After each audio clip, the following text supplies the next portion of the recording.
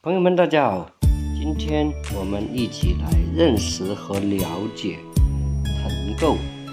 相信朋友们经常看到它多生于海拔300米到1000米的山谷灌丛中，或者山坡路旁，主要分布在我国的浙江、湖北、湖南、安徽、江西、福建、广东、广西、云南、四川、贵州、台湾等省区。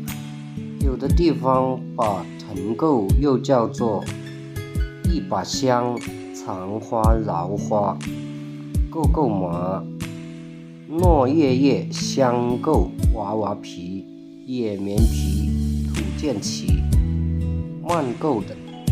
朋友们，你们还知道它的哪些别名吗？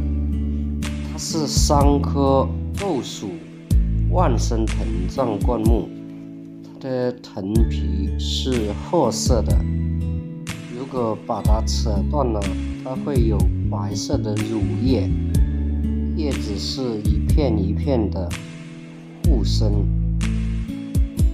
叶脉比较明显，叶子的边缘有一些锯齿，叶两边均无毛，果实是黄色的。它的果实是可以食用的，但味道不好吃，所以不宜多吃。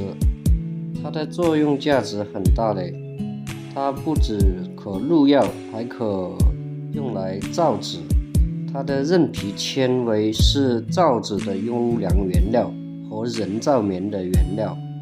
全国中草药汇编中记载，它以根和叶入药，其味淡性平，有清凉解毒、止咳化痰的功效，主治咳喘、百日咳、痈疮肿毒、风火、牙痛、跌打损伤等。朋友们，你们还知道它的哪些作用呢？欢迎大家留言。藤构，你记住了吗？以上的内容仅供参考，如身体不适，要到医院辨证下药哦。